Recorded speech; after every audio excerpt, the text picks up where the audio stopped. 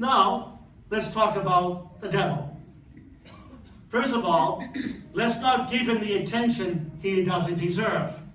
This topic can indeed be discussed and studied, but nonetheless, that devil has no right to constantly consume our thoughts, to consume our hearts. That would indicate a type of fear or intimidation. And as followers of Christ, we have no fear.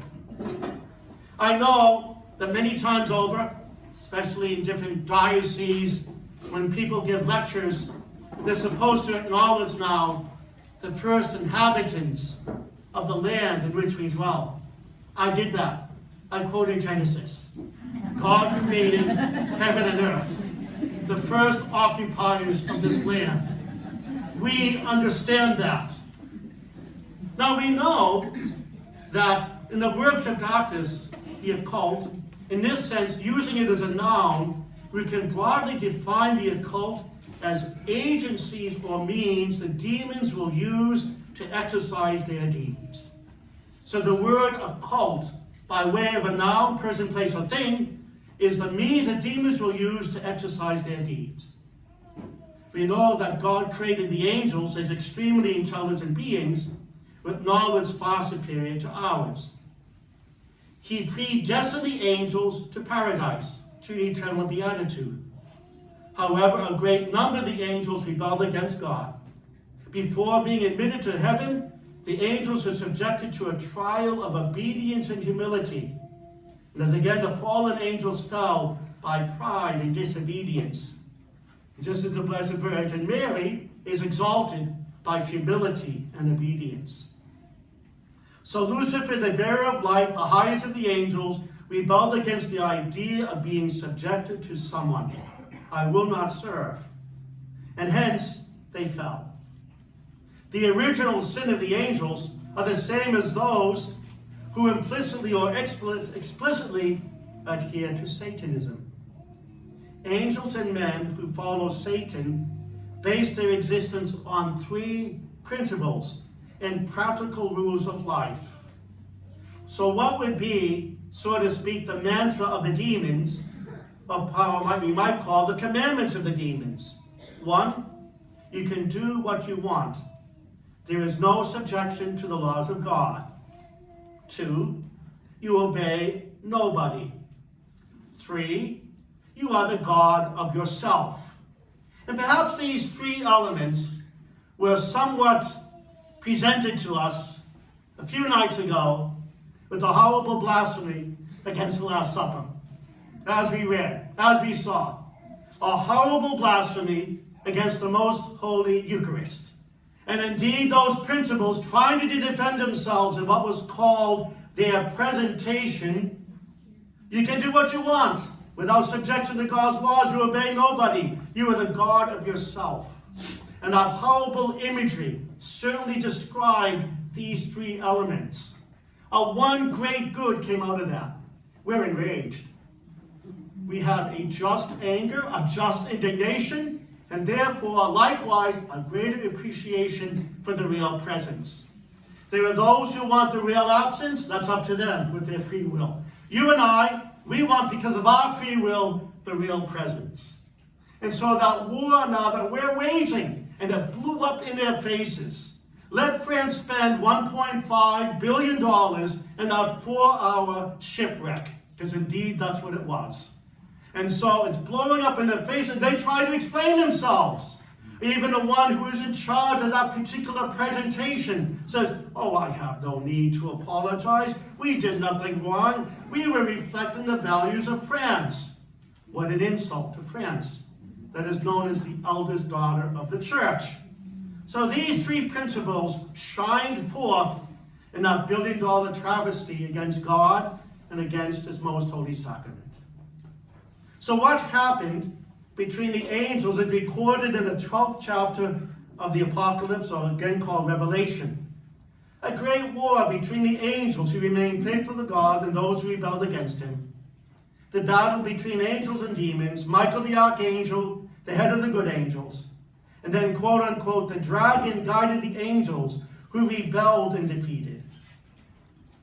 So here was no longer any place for them in heaven, and they created hell for themselves, the 12th chapter of the book of Revelation. So when the light of grace is lost, there is only darkness. When the candle is blown out, there's only darkness. The Bible describes their suffering condition as infernal, implying that the demons were forever excluded from paradise, from the beatific vision. And it's a teaching of our faith that the demons are definitively condemned.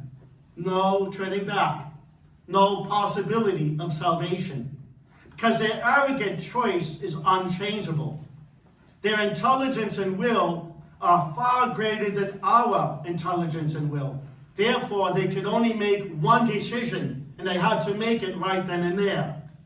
The angels enjoyed a full vision of God, and they made their choice in a state of complete awareness, and that choice could not be withdrawn. So the bad angels willingly chose, even though they saw a vision of goodness, truth, beauty, what we call the metaphysical virtues, so to speak, or how God made us to embrace what is true, what is good, and what is beautiful. And the exact opposite that the demons rejoice in: deception, ugliness, all these different things, and instead of goodness, evil. That's their mantra. Now, let us consider the darkest thing of all creation. Nothing more horrible and unsettling than the mind of Satan. How does he work? How does he think? Well, can the devil read our thoughts? Is he able to understand our thoughts at a certain moment in our life? The answer is no. Only God is omniscient, meaning all-knowing. He alone will grasp the secrets of created reality. And that created reality are human beings and the angels. Although a spiritual creature, the demons do not understand what is in our mind and heart. However, they are good detectives. They can surmise it through observing our behavior. The demons know forensics, so to speak, forensic behavior, due to their superior intelligence. It's not difficult for them to observe our every move. For example, if I were in the habit of swearing, the demons can conclude that in the future I will also blaspheme. If someone habitually reads bad, impure books, the demons will induce that individual to go further, not further up, further down. Let's turn the books into something visual and call it pornography. A Greek word that means pictures of evil. Nobody knows that. There you have it. So the devil will discern how and when he can tempt us. This is how he operates. That's why St. Peter exclaims, "Brothers and sisters, be sober, be vigilant. Your adversary, the devil, prowls around like a roaring lion, seeking whom he may devour. Resist him firm in your faith," our mantra. Does the devil fear us? Would he actually be afraid of us? St. James says, "Submit yourselves, therefore, to God. Resist the devil, and he will flee you." So Satan keeps his distance from the one who nurtures his faith, who frequents the sacraments, and who wishes to live a holy life. The devil knows that he is stronger and smarter than us, but he also knows that we are not alone in our struggle, and the tools that we have are of heavenly tools, something that demons cannot intimidate or do away with. So the devil prefers to attack people who are far from God. Why? They're easy targets. St. John Bosco freed a girl from possession simply by entering the chapel clothed in his vestments, ready to offer Mass. As an aside, many exorcists attest to the fact that many deliverances have occurred at various Marian shrines, especially Fatima and Lourdes. The devil's greatest aversion, again, is the Blessed Virgin Mary. When the Angelus bells ring out, the demons flee. They don't want to hear that. And hence, not just the power of the Angelus, but even the power of our church bells, which are sacramental. Bells aren't blessed in our church steeples, they are baptized. And that baptism likewise includes an exorcism prayer. So when those baptized bells ring out, like in our cathedrals, the demons cannot tolerate it, especially when 6 a.m., 12 noon, and 6 p.m., the angelus bells will deafen their evil. So now, after reading the devil's mind, so to speak, let's go back to the occult. Occultism. Occultism is a set of doctrines founded on religious, metaphysical, and physical concepts of the universe that presupposes the existence of an array of dynamic forces, personal and impersonal, physical or psychic, that are not accessible with the instruments of logic or of the mathematical and experimental sciences. From this point of view, they remain occult, hidden, but with which a few of the learned are able to establish relationships through cognitive instruments or technical practices. Now, what on earth did I just say? So in other words, the great umbrella under which all the practices and forms of satanic adoration are gathered in order to be used by those who wish to profit from its gain. So again, the idea of the tools that the devil will use, the works of darkness. The most significant forms of occultism are magic, astrology, fortune-telling, spiritism. Its base is the belief in spiritual forces that cannot be experienced through our external senses. The external senses of touch, sight, hearing, speech, smelling. Thus again, they are hidden. By controlling these forces through techniques into which one is initiated, and after practicing appropriately, one can dominate the reality. These entities or beings are the unclean hidden spirits, and we call them devils, demons. So there you have occultism. The use of different tools that are used to exercise, again, the darkness of the demons. Among them, Satanism, obvious. The worship of Satan, one who explicitly decides to consecrate himself, really desecrate himself, through a ritual, and then to enter into a sect that is devoted to the worship of Satan. These type of churches or communities are established quite a bit around the world, sad to say.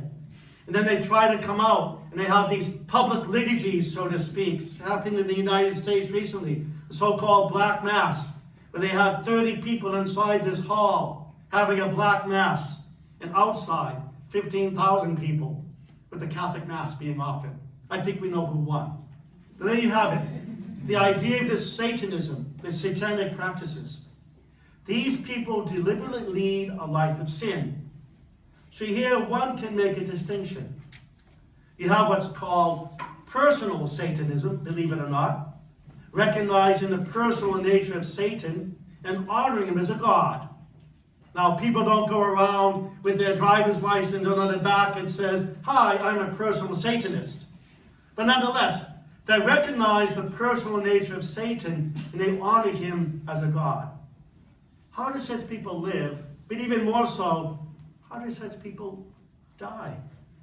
How can they actually embrace darkness as they close their eyes one final time? Secondly, you have what is called a rationalist Satanism, not believing in Satan's personal nature, but seeing him as quote-unquote a cosmic energy that is present in each person and in the world. There is very perverse ritualism in rationalist Satanism. Horrible ritualism that takes place, even what is called the idea of those who are abused through satanic rituals. So remember the objective of Satanist. You can do all that you want, full liberty, no limits. No one has the right to command you. You are released from all authority. You are the God of yourself, denying all the truth that comes directly from God.